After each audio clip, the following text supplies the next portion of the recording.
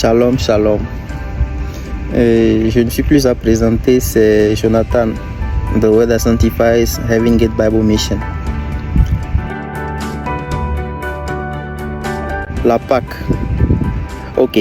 D'entrée de jeu, j'ai une préoccupation moi-même.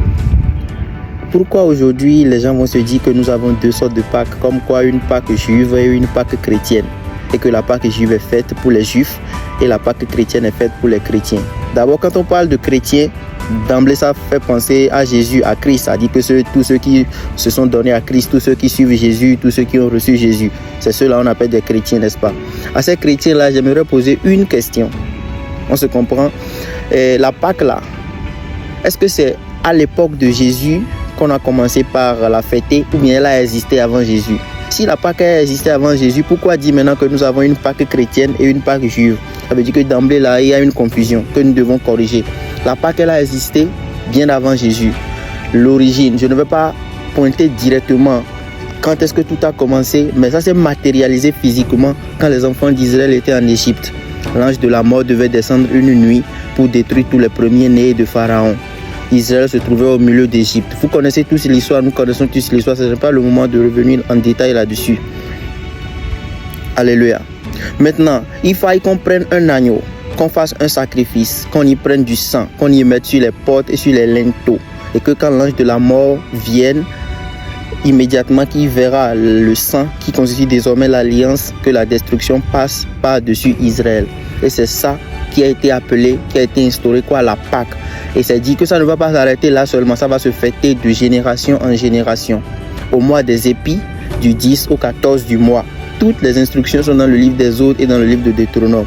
Donc tout a commencé là, quand l'agneau a été pris, a été immolé et que du sang a été récupéré, a été mis sur les portes et sur les linteaux. C'est la Pâque de l'Éternel.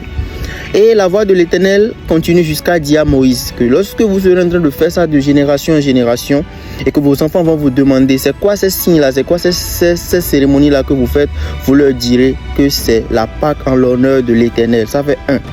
Dans le livre de Deutéronome 16, verset 1er, il est écrit « Souviens-toi du mois des épis et fête la Pâque en l'honneur de l'Éternel ton Dieu, car c'est au mois des épis que l'Éternel ton Dieu t'a fait sortir d'Égypte pendant la nuit. » Le mois des épis, c'est quel mois? Ça correspond au printemps. Le printemps démarre en avril. Alléluia. C'est déjà le printemps qui s'annonce bientôt. Ça va commencer. C'est le premier mois de l'année. Non pas du calendrier grégorien, mais du calendrier hébraïque, du calendrier juif. Est-ce qu'on se comprend? Donc on dit ce mois-là sera pour vous le premier des mois. Du 10 au 14 de ce mois, ce sera la Pâque de l'Éternel. Quand Jésus est venu, toutes les fois que le premier mois se pointe, la date 10 au 14, quand il était bout de chou, ses parents l'amenaient fêter la Pâque. Il est devenu jeune, il a toujours continué par fêter. Il a grandi, il est devenu adulte, il a toujours continué par fêter. Selon l'ordonnance qui a été donnée à Moïse, il n'a jusque-là changé rien. Tout ce qui a changé, qui a bouleversé l'humanité, c'est ça qu'on s'en va se dire maintenant. C'est la dernière Pâque qu'il a fêtée avec ses disciples avant de mourir. Alléluia, c'est tout ce qui a changé dans la tradition, ça.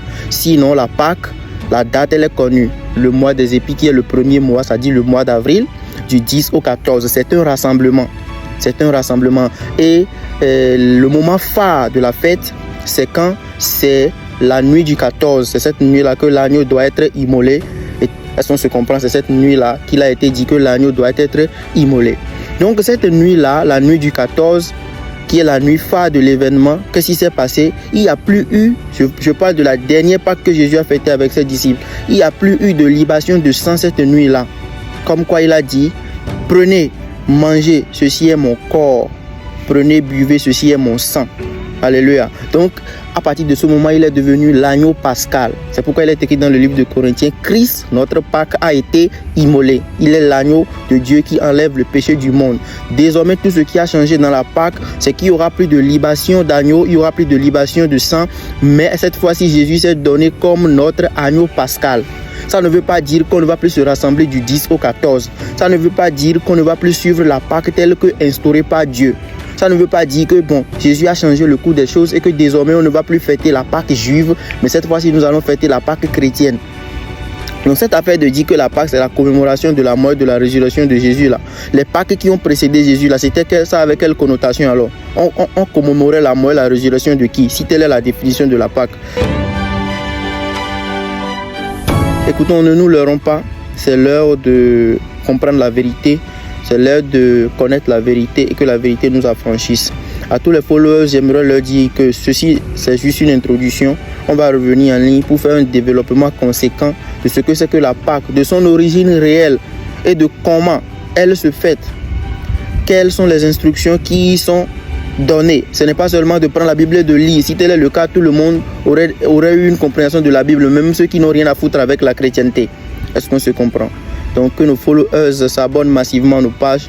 Nous allons revenir en force et nous allons nous enseigner par la puissance de Yehovah. Shalom.